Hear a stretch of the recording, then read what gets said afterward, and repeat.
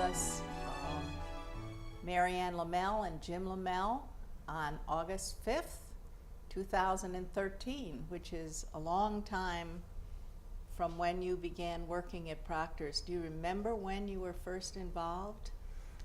It was a warm, sunny evening during the summer, and Marty Moore suggested we come down and take a look at the backstage of Proctors. That was in the summer of '77. And why did she pick you for that?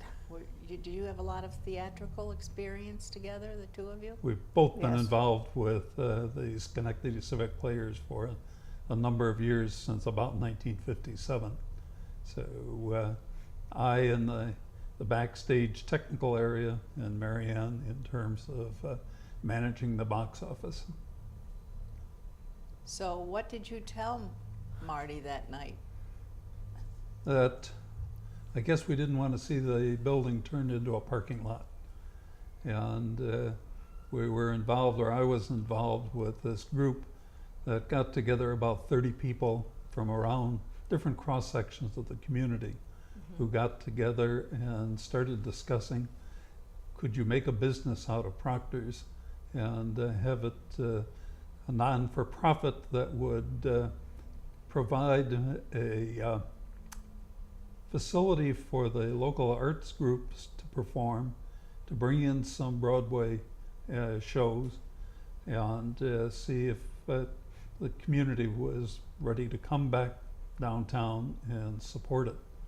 So I think that with those interests, that said to me anyways, that was an important issue. So Mary Ann, you recollect this evening the same way, that it was pretty Yes, overwhelming? I remember going into the theater. There was only one light in the entire building, and that was right by the soda machine, so you could put your quarter in and get your cup of soda. It was the only light in the building. So I've heard a great story about how you solved that. Can you tell me that story? About the bushel baskets of lights? Jim spoke to the 10 or 15 people who were there at that time with us, and told everyone to go home, get a bushel basket full of light bulbs, and come back, and we started screwing them in. Now, how did you be able to see to do that? One Flashlight. light. One light and then flashlights. And the second light makes it twice as easy. And then when you had all of them screwed in, what happened at the end? Well, what I was really offended by was the fact that the lights that were in the wall sconces were filled with insect repellent lights, which produced a nice yellow glow to the place. And you think that was done for the color or for the insect repellency? Well, let's just say for a color. Cheap bulbs, probably. And the other thing that also offended me was the light up on the left proscenium, which was a clock with a blue fluorescent background color to it.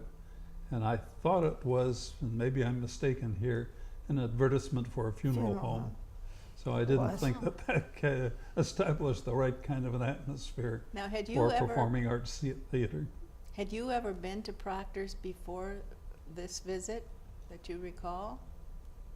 I think we saw several Broadway shows coming in, but we weren't rabid moviegoers, so it was just on a few occasions. So after this initial experience where you turned the lights on, the group got together and began to think about how they could make the theater work. I would say my recollection is that not everyone was convinced that it would make a go of it. Okay. And it took some marketing studies and some fairly careful planning, and also a demonstration season before we really got in business. But during that time, Mary Ann, you were beginning to be more involved in selling Yes. tickets and things like that, Well, right? that was part of the demonstration season. That was in 1979. And I set up the procedures in the box office because of my 20-plus years experience at Civic Players doing subscriptions. And we got volunteer help. People really saw that something useful was hopefully going to happen, and they wanted to be part of the new project. So you had a lot of volunteers to run and you used pre-printed tickets, I assume. Yes. That was... No computers. Oh, no. And how did you keep track of who bought tickets? We had a couple of volunteers who actually took over manning the box office, because at that time I was in charge of doing everything else as far as getting volunteers. Bob and Liz Tiffany took over selling the tickets, and different people. Marty was there almost as much as I was, but we set up the season of the 4 shows. Connie Hume said she would make the posters, and for Boys of the Lock in May of the first season, which had started in October, Connie was seen kneeling on the floor of the arcade all one day making the banner to go across the upper part of the arcade. So it was everybody helping out. All hands on deck. And Jim, later on you got involved in a lot of the facility issues at Proctors. Did you get involved in fixing things early on? Well, since the Proctors was not, or was really built as a vaudeville theater and equipped as a vaudeville theater circa 1929, there was no modern lighting equipment. So at least for the first demonstration system, we had to pull together and make sure that at least a minimal set of lighting control materials were available. There was an old resistance board here, and I remember that Tex McCary and I worked on making sure that all the contacts were in place and they worked, and there were lights in the footlights and a minimal set of overhead lighting for those first couple of shows. Although most of the shows at that time brought in their own lighting and plugged into the house power for control of the show itself. That was probably a good thing. That was the only thing that was working, because right now, at that point, we were really running on no funds. It was more of a, I guess what the mayor of Schenectady now calls vision. I don't think we ever called it that, but essentially it was a real bootstrap operation. So Tex, and were there other people working backstage on trying to get things going a little bit more? I can't recall any of the other individuals, but I'm sure there were, in terms of working up the mechanical systems, getting the dressing rooms cleaned up so performers could come in and use them. I think Connie Hume worked on cleaning dressing rooms too. And of course, I realized before we even had the first show that we had to have ushers to help the patrons find their seats. So I organized an usher corps, and I put an ad in the newspaper, one very small paragraph, and Which you couldn't afford more, right? right, and asked for volunteers, and I gave them some basic training. I also contacted 5 or 8 of the high schools in the area and asked if there was a moderator for a key club or a choral group who would be willing to bring a group of students, and they would usher the balcony. The younger knees work much more easily in the balcony. Do you mean to say the steepness of the balcony was the same as today? It's kind of a tough spot to go sometimes, but So we had, I believe it was 7 high schools that came, Wow. and they they each had they're a chaperone for that particular organization, and we would meet twice a year to decide which shows those groups would work. And after the first season, I put a notice in the paper, as I said, and got probably 100 to 150 people who volunteered to usher. And I know the usher assignment sheets for the first 2 seasons were done around our kitchen table with our 2 girls, and Day Gillespie and I, working out the assignments. And, you know, it all works, but I wrote up the training manuals and everything. Just starting from scratch here. So after the demonstration season, what happened? Did people come together and say, oh, that was great, let's do it again? Or how did that happen? I think it was a continuing flow that the demonstrations sort of proved that people were willing to come down, and that gave enough confidence to the community to start making funds available.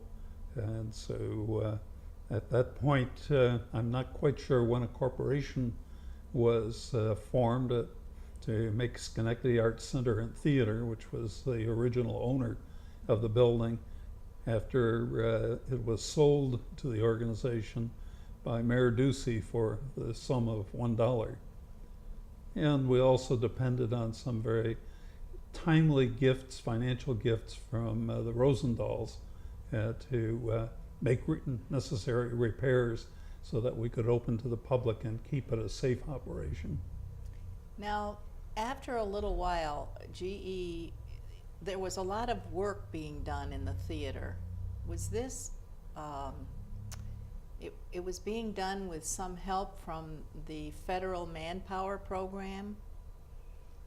There were some CETA workers there, whatever. We called it CETA. I don't even remember what it stands for. I don't either. But they were basically on a federal payroll run by the city. And the city also made some funds available for some repairs. But Yes, there was were that leaks early in the on? very early in the season. There were holes in the ceiling that had to be repaired. Mm-hmm. Furnaces had to be fixed to make sure that they could provide heating during the winter months. And so the city played a key role at that stage of the development of the corporation. I find it just very intriguing how collaborative all this was, how much everybody kind of came together to work on things. Well, after the demonstration season, you were on the board, Jim, Yes. and were, among other things, the chair of a facilities committee. For a while, Dennis Madden was chair initially and took care of a lot of the business contacts that he had to get in special favors to make repairs or get in special Free equipment. Right. And I was involved with the facilities committee all along. And so I think we just continued to grow with that. We had Bob Warlock involved from the very earliest days in terms of having and planning and recording our regular facilities committee meetings. One of the major things that this committee did was to draw up a priority list of different projects that should be done and rank those priority lists and use those so that we could see that some things were being accomplished. It was interesting a few years after we drew up that initial priority list that we could check off a number of items. And so I think that provided some continuity and some immediate goals that people were trying to accomplish, just to make sure that the theater would continue to be available. I was remembering that Tex stayed on that committee, Tex McCary, for quite a few years. And Ernie Kahn was also a very important long-term, and I those are about the only folks that I remember offhand, but there were others that were regulars at those meetings. Do you remember that GE donated some people to look at the building at a certain point? No, I don't. Okay. Not that I deny that they didn't, but I just don't remember No it. problem. Somewhere there are a lot of photographs of the building, and especially in the dressing rooms and the airlock. You know, there were I Shafts, don't even know what air air shafts. Did any lighting and improvements like that go on as time passed? No, I think what the major changes were to introduce electronic controls for the stage lighting. That was sort of the first process. Another special project I remember that Tex McCary was involved with was the emergency lighting system, which provides lights in case of loss of power to the building. And that involved the use of storage batteries. Tex did a lot of investigation to see what's the best kind of a battery to get to make sure that all of the emergency lighting circuits worked.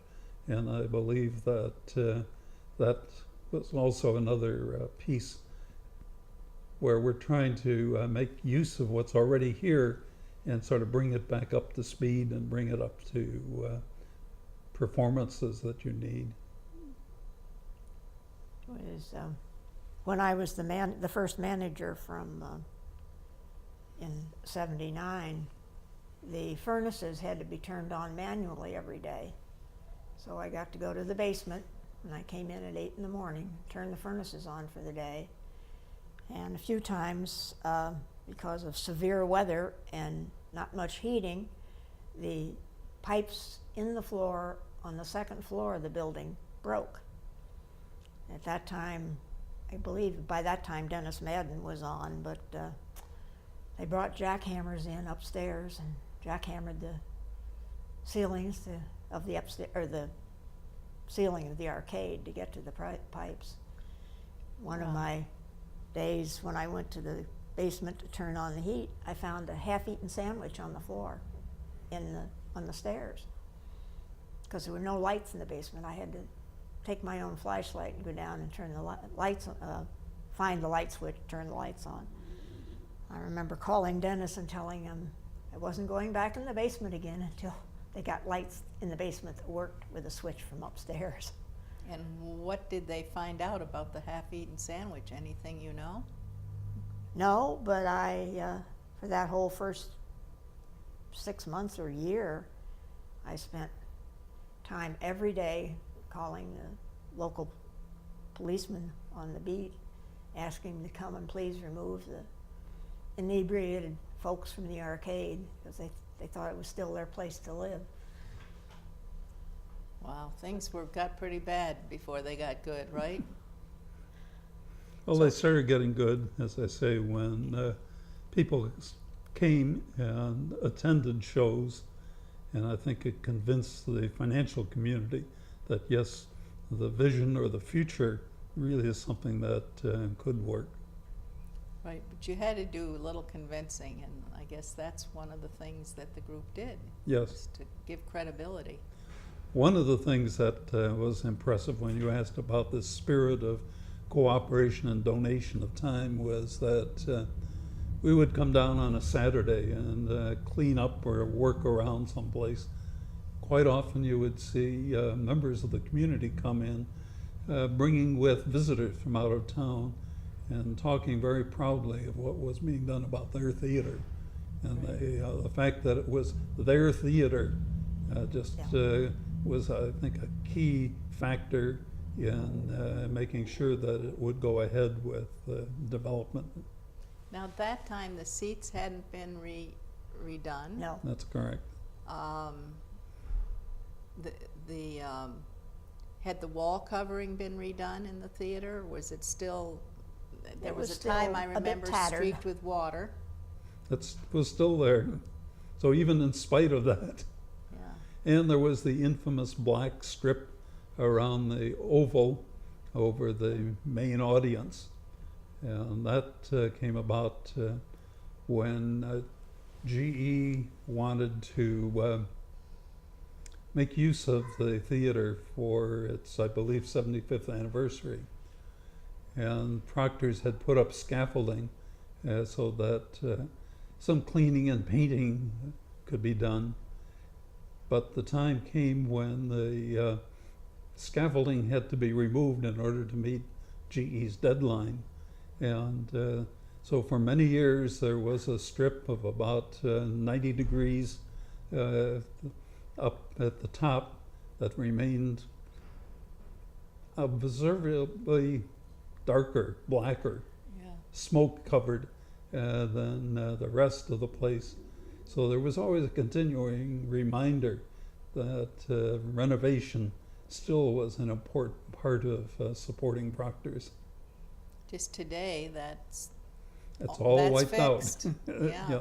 That's why I say it's nice to have these priority lists Right. and start checking them off. And sure, things that were important initially when we started off have slowly been taken care of. Now, Mary Ann, you ran the Usher Corps after all this for years and years and years. How long did you do that? Well, I came in officially in '79, and I left in, I guess it was '07. It's an amazing thing to me because by '07 you must have had several hundred volunteers at least. Oh, yes. Certainly earlier than that, maybe 95 or 96, I was running with 700 adult ushers and 30 to 50 student ushers. The individual schools felt they could not continue if it was a choral group that was doing the ushering. And so I opened the Usher Corps to junior ushers. And they individually had the same sort of contract, but for a lesser number of shows than the adults did. But they were personally responsible, and they filled out their usher form. And what was their obligation? At that time, I believe it was 7 shows per semester. So They would sign up in September and then re-sign in January for the second semester. and the adults, what was their requirement? Minimum was 20 shows. They signed in summer, and it ran through the end of the dance recitals, which hopefully was the end of June. Dance recitals went on forever and ever, both in length of duration per individual show and in the total number of dance recitals. I've heard that volunteers can do Broadway, but they have to also do a certain amount of dance recitals and Everybody, graduations. when I was here, everyone had to do 1 dance recital. They learned a lot they about knew little which- kids dancing. They knew which one they liked best, and it was sort of funny to watch them. So visualizing this whole thing of your 700 volunteers, and how many shows would we have had in those later seasons? Well, certainly after maybe the first 5 or 6 seasons, we were up at around 100 shows. And I think when I left, we were about 150 shows. And about how many ushers did you have at each one? 50 on the main floor and about 30 in the balcony. And with the experience from seeing previous shows, I knew which ones were, and just by what people wanted to sign up for, which were going to be popular with the public. So that sort of solved its own problems. So now visualize your kitchen table. Are you still doing it on the kitchen table? No, that was only the first 3 seasons. How did you do it in the later years? Well, She gave it Jim- to me. Yeah. Jim's A computer. team. Yeah, that's the time when microcomputers and personal computers first started coming into the area.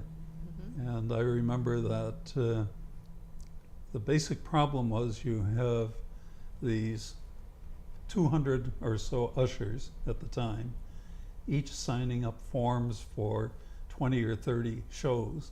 And you'd like to know, well, how many shows, or for each show, how many ushers are there and who are they, so that they can be given the right assignments.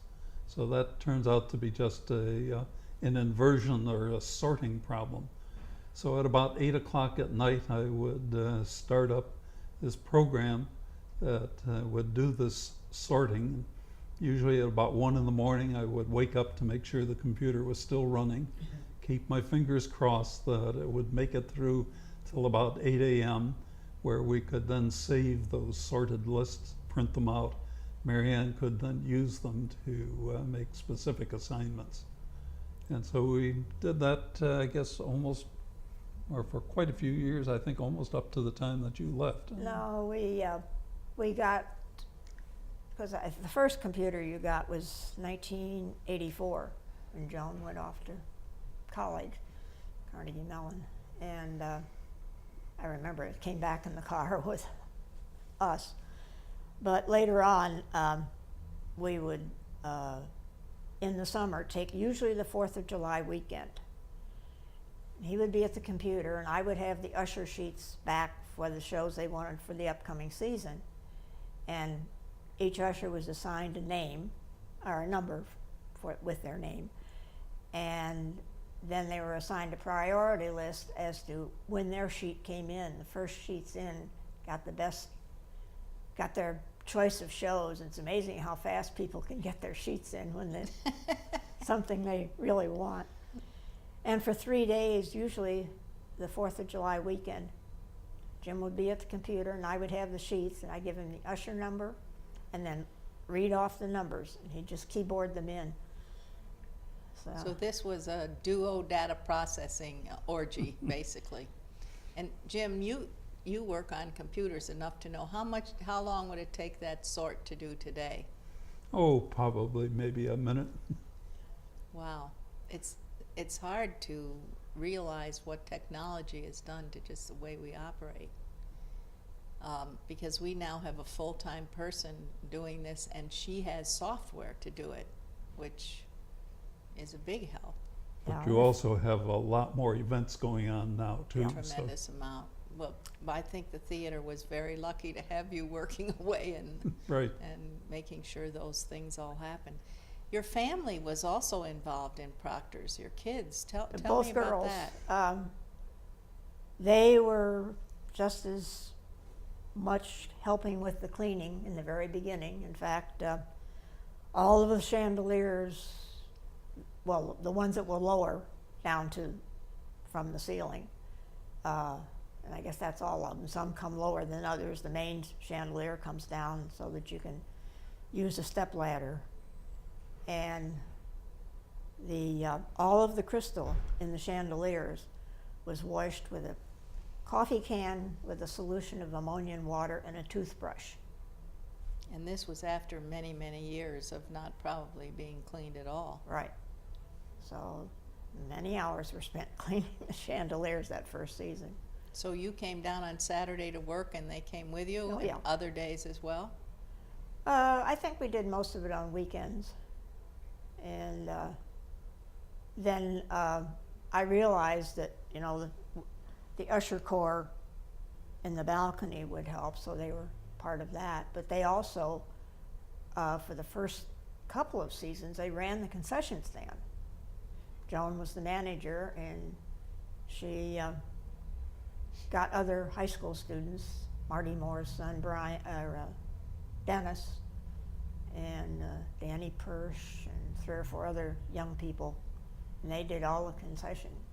In fact, for the grand opening, Marvin Friedman was on the board, and he invited them to come over to the Van Dyke and use that popcorn machine for a whole day.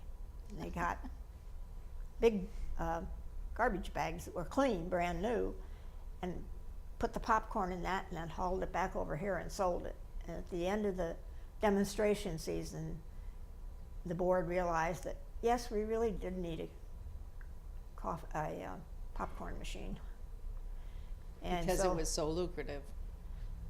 And so Joan was manager of the students until '84 when she left to go to college. Patty took over for the next 2 years till she went to college. Well, this is a family that's really Yes. been involved. And I think the theater has been very lucky to have your input. Are there any other things you'd like to tell me about? One of the things that, key events that occurred was probably about 5 or 7 years after the first demonstration season. We had a capital fund drive, the first capital fund drive. And what was particularly interesting there was that we were able to get GE to agree to do payroll deductions for people's contributions that were identified for Proctors. And that was the first time in the country that we can determine that an arts event was used through this payroll deduction plan. Payroll deduction plans were very commonly used for things like funding the hospital or other social projects.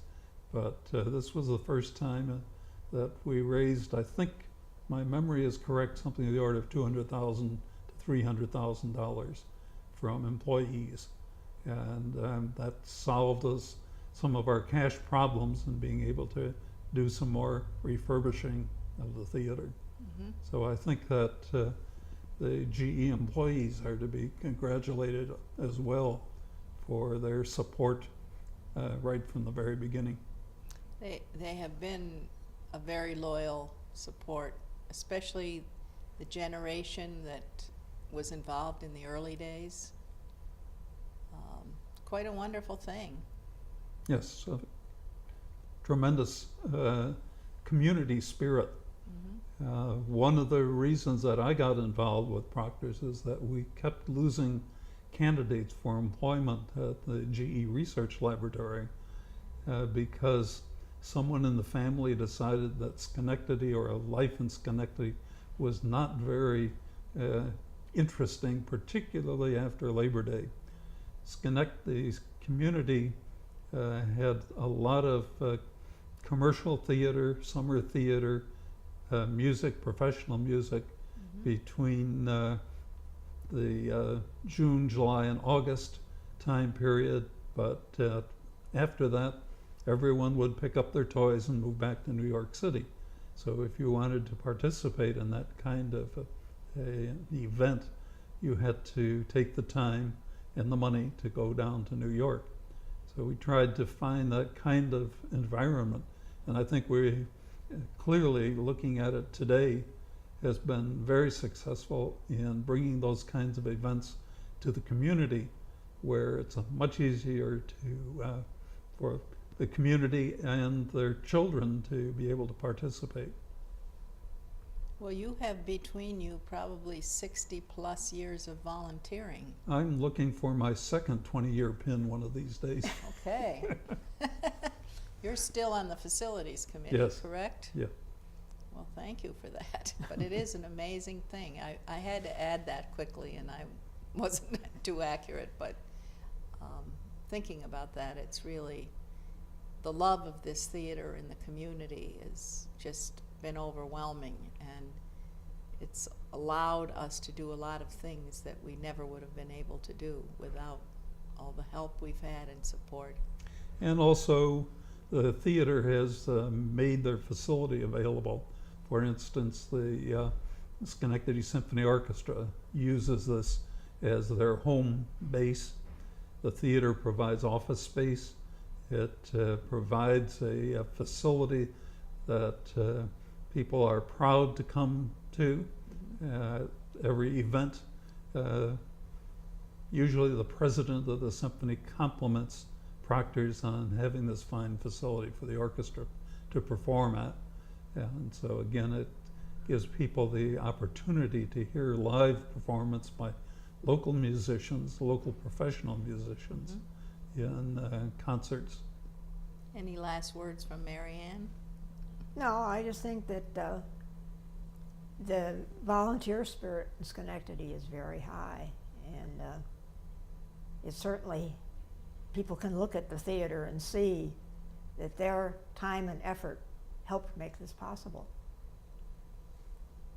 A lot of time and effort from a lot of people. Well, thank you, Mary Ann and Jim Lomell. We really appreciate your coming and talking to us today, and thank you for all the things you've done for Proctors. You're welcome. You're welcome. That And how much conclu- are my residuals payments? Stay tuned. Another volunteer project by the Proctors History Committee. Thank you for watching.